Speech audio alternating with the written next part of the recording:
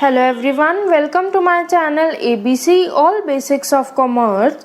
I, your friend Alicia Goel, will express my views on the topic Partnership Organizations. Partnership Organizations की ये हमारी part सी की video है। यहाँ पे हम सबसे पहले बात करेंगे करेक्टरिस्टिक्स ऑफ पार्टनरशिप ऑर्गेनाइजेशंस की, जिन्हें हमने फर्दर दो कैटेगरीज में डिवाइड की है। First is statutory characteristics and second is general characteristics. Statutory characteristics वो करेक्टरिस्टिक्स होते हैं जो हमें इंडियन पार्टनरशिप एक्ट 1932 में प्रोवाइडेड है, जिसमें फर्स्ट पॉइंट हमारे पास आएगा मोर देन वन पर्सन। इसका मतलब क्या हुआ कि वो ऑर्गेनाइजेशन जहाँ पे एक से ज़्यादा पर्सन्स मिलके इकट्ठे काम कर रहे हैं, बिजनेस एक्टिविटीज़ परफॉर्म कर रहे हैं, उन ऑर्गेनाइजेशंस को हम बोलेंगे पार्टनरशिप ऑर्गेनाइजेशंस। सेकेंड पॉइंट हमारे पास यहाँ पे आएगा existence of business. Existence of business का मतलब हुआ पार्टनरशिप ऑर्गेनाइजेशंस को हम तभी लीगल मानेंगे अगर वो कोई ऐसी एक्टिविटीज़ परफॉर्म कर रहे हैं जिनसे उन्हें कुछ प्रॉफिट अर्न हो रहा है, और जो एक्टिविटीज़ सेल परचेज से रिलेटेड है या प्रोडक्शन से रिलेटेड है, उन सारी ऑर्गेनाइजेशंस को हम लीगल पार्टनरशिप ऑर्गेनाइजेशंस मानेंगे। नेक्स्ट पॉइंट हमारे पास यहाँ पे आएगा profit making and sharing of profit. Profit making का मतलब क्या हुआ कि यहाँ पे जो भी बिजनेस एक्टिविटीज़ परफॉर्म की जाएंगी वो सारी एक्टिविटीज़ प्रॉफिट अर्न करने के लिए की जाएंगी, और जो भी प्रॉफिट अर्न होगा एक्टिविटीज़ को करके ऑर्गेनाइजेशन में, वो सारा प्रॉफिट पार्टनर्स में डिवाइड होगा, या तो उनकी प्रॉफिट शेयरिंग रेशो में डिवाइड होगा या फिर इक्वली सारे पार्टनर्स के अमंगस्ट वो प्रॉफिट डिवाइड होगा। नेक्स्ट पॉइंट हमारे पास यहाँ पे आता है कॉन्ट्रैक्चुअल रिलेशनशिप। कॉन्ट्रैक्चुअल रिलेशनशिप का मीनिंग होता है एक ऐसा रिलेशनशिप जो कॉन्ट्रैक्ट के बेस पे बना है, जिसमें पर्सन्स ने कॉन्ट्रैक्ट साइन किया और उसके बाद उन सारे पर्सन्स में क्या हुआ, रिलेशनशिप बना। तो पार्टनर्स का रिलेशनशिप कैसा होता है, कॉन्ट्रैक्चुअल रिलेशनशिप होता है। सारे पार्टनर्स एक कॉन्ट्रैक्ट साइन करते हैं, उसके बाद सारे पार्टनर्स में पार्टनरशिप एस्टैब्लिश होती है और उन सब में रिलेशन बनता है, और वो काम किसके लिए करते हैं, पार्टनरशिप ऑर्गेनाइजेशंस में प्रॉफिट अर्न करने के लिए। लास्ट पॉइंट हमारे पास स्टैट्यूटरी कैरेक्टरिस्टिक्स का आएगा principal agent relationships. Principal agent relationship का मतलब ये होता है कि अगर एक पार्टनर ने कोई आउटसाइड पार्टी के साथ कॉन्ट्रैक्ट साइन किया, इसका मतलब क्या हुआ कि उस पार्टनर ने बाकी सारे पार्टनर्स को भी उस कॉन्ट्रैक्ट के लिए बाइंड कर दिया। उस कॉन्ट्रैक्ट के लिए बाकी सारे पार्टनर्स मना नहीं कर सकते, क्योंकि एक पार्टनर ने वो कॉन्ट्रैक्ट साइन किया, इसका मतलब वो कॉन्ट्रैक्ट सारे पार्टनर्स के साथ साइन हुआ है, सारे पार्टनर्स उस कॉन्ट्रैक्ट के लिए लायबल हैं। ये थे हमारे स्टैट्यूटरी कैरेक्टरिस्टिक्स। अब नेक्स्ट हम बात करेंगे यहाँ पे जनरल कैरेक्टरिस्टिक्स की, जिसमें फर्स्ट पॉइंट हमारे पास आएगा अनलिमिटेड लायबिलिटी। अनलिमिटेड लायबिलिटी का मतलब होता है सारे पार्टनर्स की यहाँ पे अनलिमिटेड लायबिलिटी होगी, मतलब पार्टनरशिप के डिसॉल्व होने के टाइम पे, या फिर अगर कोई ऐसी सिचुएशन बिजनेस में आती है जहाँ पे बहुत ज़्यादा लॉसेस होने की वजह से लायबिलिटी को पे ऑफ करने में दिक्कत आ रही है, तो पार्टनर्स अपनी पर्सनल एसेट्स को, अपने पर्सनल प्रॉपर्टीज़ को बिजनेस में यूज़ करेंगे ताकि लायबिलिटी को पे ऑफ कर सके। इसे हम कहते हैं अनलिमिटेड लायबिलिटी। और पार्टनरशिप ऑर्गेनाइजेशंस में पार्टनर्स की क्या होती है, अनलिमिटेड लायबिलिटी होती है। नेक्स्ट पॉइंट हमारे पास यहाँ पे आएगा not separate individuality. Not separate individuality का मतलब होता है पार्टनर्स और पार्टनरशिप अलग अलग नहीं होते। अगर एक कॉन्ट्रैक्ट साइन हुआ है पार्टनरशिप ऑर्गेनाइजेशन के नेम पे, इसका मतलब वो कॉन्ट्रैक्ट किसका हुआ, सारे पार्टनर्स का भी कॉन्ट्रैक्ट हुआ। पार्टनर्स उस कॉन्ट्रैक्ट के लिए मना नहीं कर सकते। पार्टनरशिप के नेम पे होने वाले कॉन्ट्रैक्ट और ऑर्गेनाइजेशन पे के नेम पे होने वाले कॉन्ट्रैक्ट, वो सारे पार्टनर्स के कॉन्ट्रैक्ट भी कहलाएंगे। नेक्स्ट पॉइंट हमारे पास आएगा अटमोस्ट गुड फेथ। इसका मतलब क्या हुआ कि पार्टनर्स में आपस में कोऑर्डिनेशन बहुत अच्छी है। पार्टनर्स को एक दूसरे के ऊपर फेथ है कि अगर बिजनेस से रिलेटेड कोई भी इम्पॉर्टेंट इन्फॉर्मेशन होगी किसी पार्टनर के पास, तो वो पार्टनर्स बाकी सारे पार्टनर्स को भी वो इन्फॉर्मेशन देगा। और लास्ट पॉइंट हमारे पास जनरल कैरेक्टरिस्टिक्स का आता है non transfer of shares, non transfer of interest. इसका मतलब क्या हुआ कि कोई पार्टनर अपना इंटरेस्ट किसी और थर्ड पर्सन को ट्रांसफर नहीं कर सकता जब तक बाकी सारे पार्टनर्स अप्रूवल नहीं देते। अगर बाकी सारे पार्टनर्स अप्रूवल दे देते हैं, अलाउ कर देते हैं कि वो ट्रांसफर कर सकते हैं अपने इंटरेस्ट को, तभी कोई पार्टनर अपने इंटरेस्ट को ट्रांसफर कर सकते हैं किसी और पर्सन के लिए। तो ये थे हमारे कैरेक्टरिस्टिक्स के पॉइंट्स, जिसमें हमने स्टैट्यूटरी कैरेक्टरिस्टिक्स के 5 पॉइंट्स करे और 4 पॉइंट्स हमने पढ़े जनरल कैरेक्टरिस्टिक्स के। नेक्स्ट अप हमारे पास टॉपिक आएगा मेरिट्स ऑफ पार्टनरशिप ऑर्गेनाइजेशंस, जिसमें फर्स्ट पॉइंट हमारे पास आएगा इजी फॉर्मेशन। इजी फॉर्मेशन का मतलब होता है पार्टनरशिप ऑर्गेनाइजेशन एग्जिस्टेंस में लाने के लिए हमें कोई भी लीगल फॉर्मेलिटीज नहीं करनी पड़ती, किसी भी तरह की डॉक्यूमेंटेशन नहीं करनी पड़ती, क्योंकि पार्टनरशिप ऑर्गेनाइजेशंस को रजिस्टर करवाना कंपलसरी नहीं है। पार्टनर्स चाहें तो रजिस्टर करवा सकते हैं और चाहें तो रजिस्टर नहीं करवा सकते। तो कई पार्टनरशिप ऑर्गेनाइजेशंस लीगल डॉक्यूमेंटेशन से बचने के लिए रजिस्टर नहीं करवाती और इजीली अपनी पार्टनरशिप ऑर्गेनाइजेशन को क्या कर लेती हैं, एस्टैब्लिश कर लेती हैं। नेक्स्ट पॉइंट हमारे पास आता है मोर फाइनेंशियल रिसोर्सेज। मोर फाइनेंशियल रिसोर्सेज का मतलब होता है बहुत सारे पार्टनर्स मिलके बिजनेस एक्टिविटीज कंडक्ट करते हैं, पार्टनरशिप ऑर्गेनाइजेशन से जुड़े होते हैं, तो यहाँ पे सारे पार्टनर्स कैपिटल इन्वेस्ट करते हैं बिजनेस में, जिसकी वजह से बिजनेस में बहुत सारे फाइनेंशियल रिसोर्सेज हो जाते हैं जो अच्छे तरह से काम करने में, बिजनेस एक्टिविटीज को करने में हेल्प करते हैं। नेक्स्ट पॉइंट हमारे पास यहाँ पे आता है division of risk. Division of risk का मतलब होता है कि इन केस अगर बिजनेस में लॉसेस होते हैं तो वो लॉसेस सारे पार्टनर्स में डिवाइड होंगे, तो एक इंडिविजुअल पार्टनर का लॉसेस के लिए रिस्पॉन्सिबिलिटी नहीं होगी, जितने भी लॉसेस होंगे वो सारे पार्टनर्स में डिवाइड हो जाएंगे। नेक्स्ट पॉइंट हमारे पास आता है सिक्रेसी।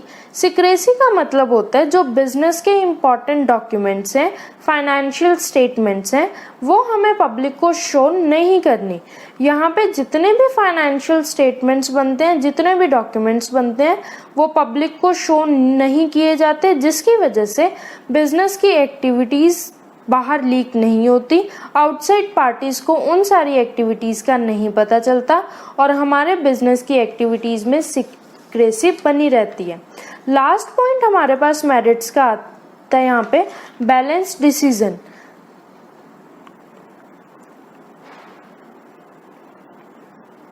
लास्ट पॉइंट हमारे पास मेरिट्स का आता है बैलेंस डिसीजन। बैलेंस डिसीजन का मतलब क्या हुआ कि यहाँ पे बहुत सारे पार्टनर्स मिलके काम कर रहे हैं, हर पार्टनर की अपनी इंडिविजुअल क्वालिटीज़ हैं, उन सारे क्वालिटीज़ का यूज़ करके वो बिजनेस में डिसीजन लेते हैं। तो यहाँ पे डिसीजंस में क्या रहता है, बैलेंस बना रहता है, क्योंकि सारे पार्टनर्स अपनी इंडिविजुअल क्वालिटीज़ का यूज़ करते हैं डिसीजंस लेने में। तो ये हमने बात करी थी मेरिट्स ऑफ पार्टनरशिप ऑर्गेनाइजेशंस की। अब नेक्स्ट टॉपिक हमारे पास आएगा limitations of partnership organisations. First point हमारे पास लिमिटेशंस का आएगा अनलिमिटेड लायबिलिटी। ये पॉइंट अभी हमने फीचर्स में डिस्कस किया है कि पार्टनर्स को अपने पर्सनल एसेट्स का यूज करना पड़ सकता है बिजनेस में, तो ये एक पार्टनर के लिए डिसएडवांटेज हुआ कि उन्हें अपने पर्सनल एसेट्स बिजनेस में यूज करनी पड़ेगी लॉसेस के टाइम पे। नेक्स्ट पॉइंट हमारे पास आएगा लिमिटेड रिसोर्सेज। लिमिटेड रिसोर्सेज का मतलब क्या हुआ कि पार्टनर्स की कैपिटल क्या होती है, लिमिटेड अमाउंट की होती है, पार्टनर्स की लोन रेजिंग कैपेसिटी भी लिमिटेड अमाउंट की होती है।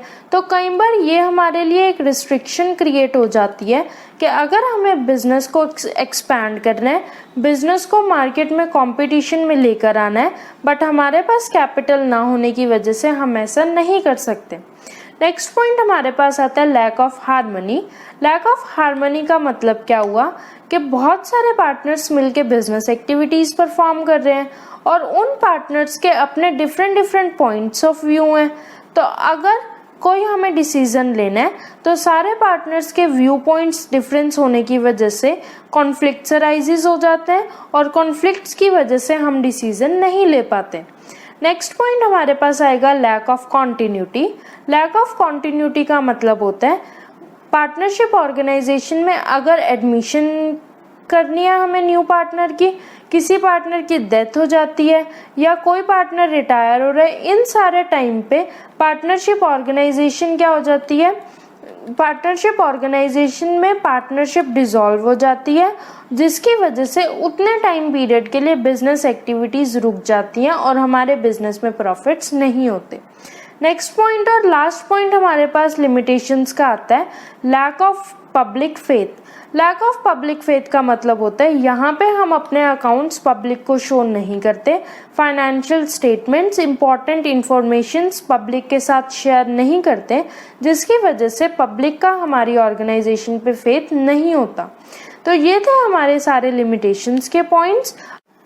नेक्स्ट टॉपिक करने से पहले मैं आपको रिक्वेस्ट करूंगी कि आप हमारे चैनल को सब्सक्राइब करें, बेल आइकन प्रेस करें ताकि न्यू वीडियोस की नोटिफिकेशन आपको मिलती रहे, और आप हमारी वीडियोस को लाइक करें, शेयर करें, कमेंट करें ताकि ज़्यादा से ज़्यादा इंडिविजुअल्स नॉलेज ग्रैब कर सकें।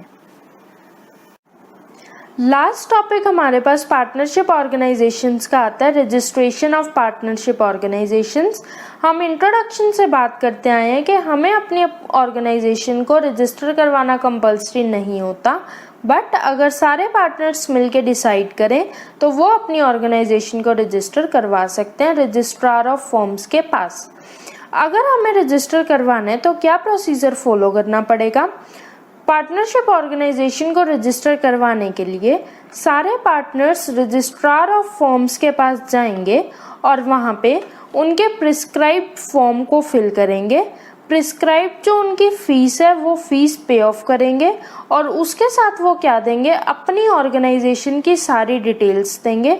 डिटेल्स में क्या आएगा, पार्टनरशिप ऑर्गेनाइजेशन का नेम, कितने टाइम पीरियड के लिए ऑर्गेनाइजेशन एग्जिस्टेंस में आएगी, कौन कौन पार्टनर्स होंगे, क्या बिजनेस एक्टिविटीज परफॉर्म करेंगे, किस रेशो में प्रॉफिट और लॉसेस को डिवाइड किया जाएगा, कहाँ कहाँ पे हेडक्वार्टर्स होंगे और कहाँ कहाँ पे ब्रांचेस होंगी ऑर्गेनाइजेशन की, और जो भी बिजनेस रिलेटेड इंफॉर्मेशन है, डिटेल्स हैं, वो सारे रजिस्ट्रार ऑफ फर्म्स को प्रोवाइड करेंगे। हम रजिस्ट्रार को 3 चीज़ें देंगे। फर्स्ट, उनका प्रिस्क्राइब्ड फॉर्म फिल करके देंगे। सेकंड, उन्हें की जो प्रिस्क्राइब्ड फीस है वो पे ऑफ करेंगे। और थर्ड, हम यहाँ पे अपनी ऑर्गेनाइजेशन की सारी डिटेल रजिस्ट्रार को प्रोवाइड करेंगे। उसके बाद रजिस्ट्रार क्या करेगा, जितनी भी इंफॉर्मेशन हमने दी है उन सारी इंफॉर्मेशन को इन्वेस्टिगेट करेगा, स्क्रूटनाइज करेगा, और अगर रजिस्ट्रार सेटिस्फाई हो जाता है सारी डिटेल से तो रजिस्ट्रार अपने रजिस्टर ऑफ फॉर्म्स में क्या करेगा, हमारी पार्टनरशिप ऑर्गेनाइजेशन की सारी डिस्क्रिप्शंस, सारी डिटेल्स फिल करेगा। रजिस्टर ऑफ फॉर्म्स में डिटेल फिल करने के बाद रजिस्ट्रार पार्टनर्स को क्या देगा, सर्टिफिकेट ऑफ रजिस्ट्रेशन। रजिस्ट्रार ने पार्टनर्स को सर्टिफिकेट ऑफ रजिस्ट्रेशन दिया और उसके बाद से हमारी पार्टनरशिप ऑर्गेनाइजेशन क्या कहलाएगी, रजिस्टर्ड फर्म कहलाएगी, क्योंकि हमने अपनी ऑर्गेनाइजेशन को रजिस्ट्रार के पास रजिस्टर करवाया है और हमारे पास क्या है, सर्टिफिकेट ऑफ रजिस्ट्रेशन है। अब हम बात करते हैं कि अगर हमने अपनी ऑर्गेनाइजेशन को रजिस्टर करवाया तो हमें क्या क्या बेनिफिट्स मिलेंगे। सबसे पहले बात करते हैं हमारी फर्म को क्या बेनिफिट मिलेगा। फर्म को बेनिफिट मिलेगा कि अगर हमारी फर्म रजिस्टर्ड है तो हमारी फर्म किसी भी आउटसाइड पार्टी के अगेंस्ट क्या कर सकती है, स्यू कर सकती है, किसी भी आउटसाइड पर्सन के अगेंस्ट स्यू कर सकती है। नेक्स्ट पॉइंट हमारे पास आएगा कि हमारे पार्टनर्स को क्या बेनिफिट मिलेगा। अगर हमारी ऑर्गेनाइजेशन क्या है, रजिस्टर्ड है, तो हमारे पार्टनर्स किसी आउटसाइड फर्म के अगेंस्ट, किसी आउटसाइड पार्टी के अगेंस्ट या फिर कोई पार्टनर किसी और पार्टनर के अगेंस्ट भी क्या कर सकते हैं, स्यू कर सकते हैं। थर्ड पॉइंट हमारे पास आएगा कि इनकमिंग पार्टनर को क्या फायदा होगा। इनकमिंग पार्टनर को ऑनेस्टी बनी रहेगी, सेटिस्फैक्शन रहेगी कि ये फर्म क्या है, ये ऑर्गेनाइजेशन क्या रजिस्टर्ड ऑर्गेनाइजेशन है, तो यहाँ पे मुझे सारे राइट्स मिलेंगे और मेरे साथ किसी भी तरह की चीटिंग यहाँ पे नहीं की जाएगी। लास्ट पॉइंट बेनिफिट्स का हमारे पास आता है आउटगोइंग पार्टनर के लिए। आउटगोइंग पार्टनर के पास क्या बेनिफिट है कि अगर उसे जाते समय उसकी पेमेंट्स नहीं मिलती, जितनी भी पेमेंट मिलनी चाहिए थी, तो वो बाकी पार्टनर्स के अगेंस्ट या फिर फर्म के अगेंस्ट क्या कर सकता है, केस स्यू कर सकता है, केस फाइल कर सकता है कोर्ट में जाकर। तो ये हमने बात करी थी बेनिफिट्स की अगर हम अपनी ऑर्गेनाइजेशन को रजिस्टर करवाते हैं रजिस्ट्रार ऑफ फर्म्स के पास। ये था हमारा पार्टनरशिप ऑर्गेनाइजेशंस का फुल फ्लेज टॉपिक। अगर आपको हमारी वीडियोस पसंद आई हो तो आप हमारी वीडियोस को लाइक करें, शेयर करें, कमेंट करें और हमारे चैनल को सब्सक्राइब करें और बेल आइकन प्रेस करें ताकि न्यू वीडियोस की नोटिफिकेशन आपको मिलती रहे। Thank you so much.